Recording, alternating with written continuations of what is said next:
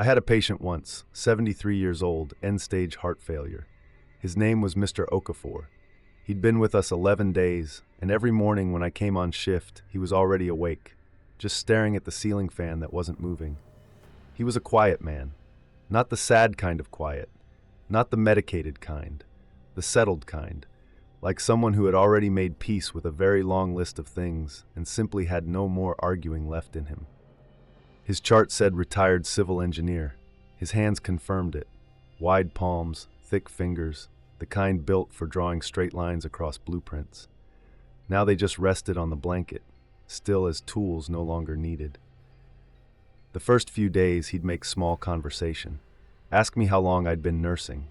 Tell me the hospital food tasted like it had been described to the cook rather than made by one.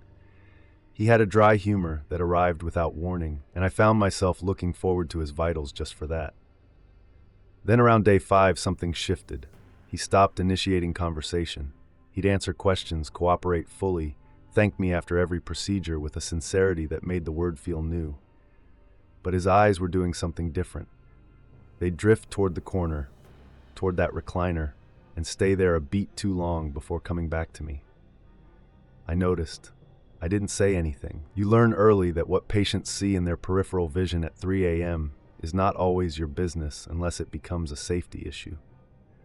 On the 9th day, he grabbed my wrist during vitals, not hard, gently, the way you'd hold something you were afraid of dropping. He said, "She's been sitting in that chair every night." He pointed at the recliner in the corner, the one we keep for family members who want to stay overnight. It was empty. His family lived in Abuja. No one had visited. I told him the chair was empty. He looked at me with this patience that made me feel young and foolish. He said, "I know, but she comes at night." His wife had died 4 years earlier. Her name, I found out later from his daughter over the phone, was Ngozi. I asked him carefully what she did when she came. He thought about this seriously, the way engineers think, like the question had a precise answer and he owed it accuracy. "She just sits," he said. "Sometimes she hums. She always hummed when she was worried about something she couldn't fix." I didn't ask what she was worried about. I didn't argue with him either. You learn not to. The next 2 nights I worked, I checked on him more than necessary. I told myself it was clinical diligence. Each time I looked through the window, he was awake, facing the chair, his expression not frightened, something closer to comforted. The chair was always empty when I entered. He would look at me when I came in, and there was a flicker of something, embarrassment, maybe, that I'd interrupted. On the 11th night, I was charting at the station, the floor quiet the way it only gets between 2 and 4 a.m., when his monitor flatlined. I ran in. My colleague came in behind me. We went through the motions. The protocol is automatic after enough years. Your hands work while your mind catches up. But I looked at his face in that first second, before we started. He looked unsurprised, like someone who had just heard a car finally pull into the driveway after a long wait. There was a looseness to him that I can only describe as relief, not the limpness of sudden death, something more intentional, like he had set something down. We called it after 8 minutes. There was no bringing him back. His heart simply had nothing left to give, and had apparently decided it was all right with that. It was my colleague who noticed first. She stopped mid-documentation and said quietly, "Did either of you move that chair?" The recliner had been moved, not dramatically, maybe 6 inches. Turned slightly, and this is the part I keep returning to, turned slightly toward the bed, angled the way you'd angle yourself towards someone you wanted to face. 3 of us on shift. None admitted to it. None remembered touching it. We checked with housekeeping in the morning. They hadn't been in the room since early evening.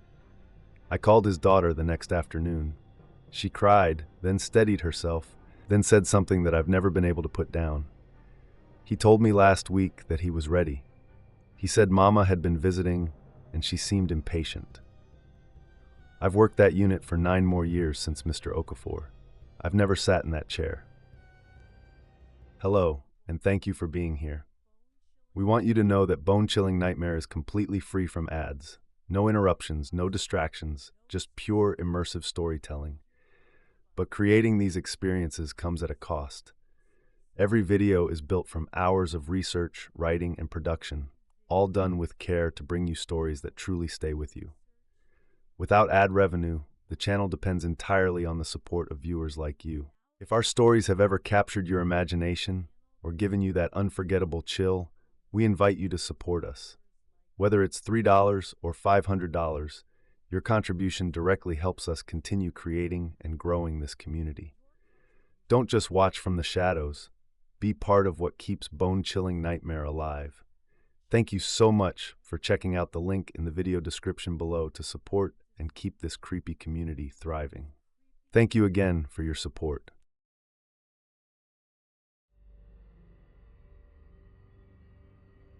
Her name was Darlene, 64 years old, out of Macon, Georgia, the kind of woman you could place instantly.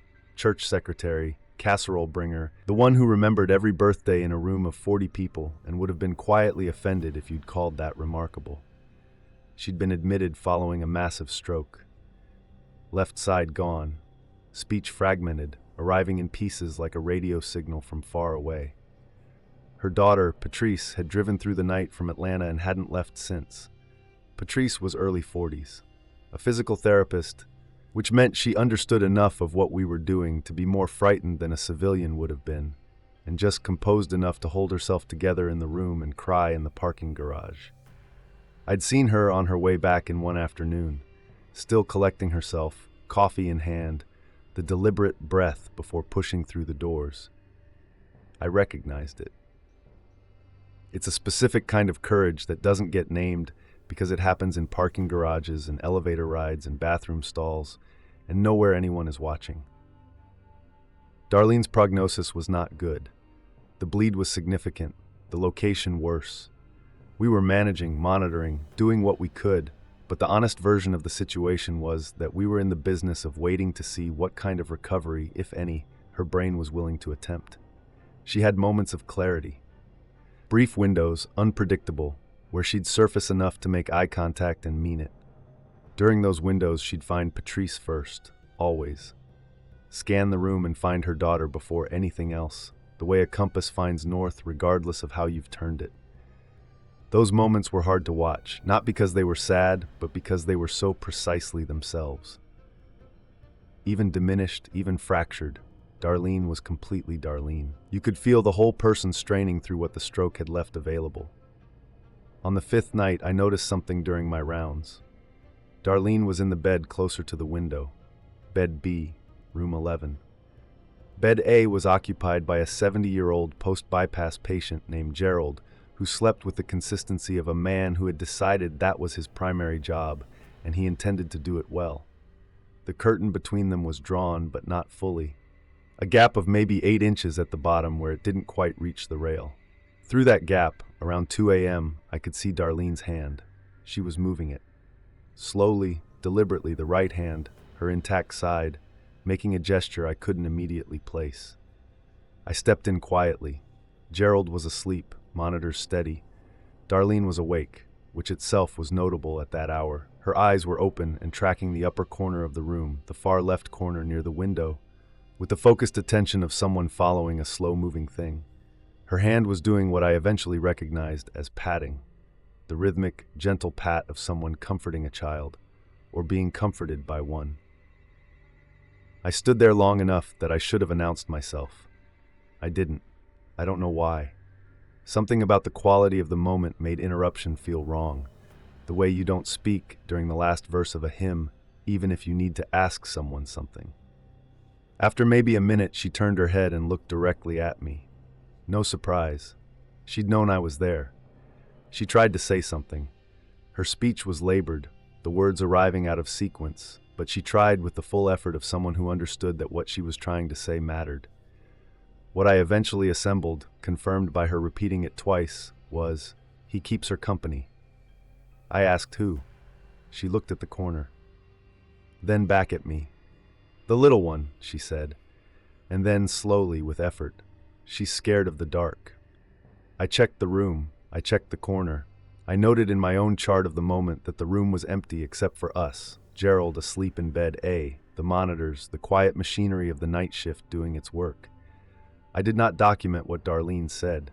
What would I have written? I told Patrice the next morning, gently framed as her mother having a vivid night, that Darlene had been quite alert around 2 a.m. and seemed comfortable. Patrice nodded slowly, then said, almost to herself, "She told me yesterday that there was a little girl who cried at night. She said it like it was a fact she was reporting, like she was telling me the food was cold." I asked if Darlene had said anything else about her. Patrice looked at her hands. She said the little girl didn't know she was gone yet, and that somebody needed to sit with her until she figured it out. I went back to the charge nurse's station and pulled the room history. Not unusual to do, we track infection control, equipment assignment, that sort of thing. Room 11 had a history I hadn't known because I'd only been on this unit 8 months. 14 months earlier, Bed B had been occupied by a 7-year-old named Claire, admitted following a drowning accident at a family reunion in July. She had survived 4 days. I sat with that information for the rest of the shift and didn't share it with anyone. Darlene declined on day 8. The bleed had expanded. We had the conversation with Patrice that no family member is ever ready for, and Patrice listened with the same deliberate composure I'd watched her build in parking garages. And then she sat with her mother and held her hand for the remainder. Darlene died at 4:52 a.m. on a Tuesday, peacefully, by any clinical measure. Her breathing slowed and then stopped with the patience of a woman who had never done anything abruptly in her life. What I remember most, and I have tried on and off to find a rational frame for this and eventually stopped trying, is that in the last hour, Darlene's right hand was moving again. That same gesture, slow and rhythmic, against the blanket. Patrice noticed. She looked at me. I said quietly that her mother had been doing that for a few nights, that she had seemed peaceful when she did it. Patrice watched for a moment. Then she reached over and put her own hand on top of her mother's, stilling it gently. "Mama," she said, "whoever you've been sitting with, I think you can go now." The hand stopped moving. Darlene's breathing changed 4 minutes later, and she was gone before the next one. Room 11 was cleaned and turned over by 8 a.m. A new patient was in bed B by noon. That's the nature of the work. You don't get to hold the room. But I requested not to be assigned to room 11 for a while after that. My charge nurse didn't ask why. She'd been on the floor 11 years longer than me. She just nodded like she understood exactly and moved my name to a different row on the board.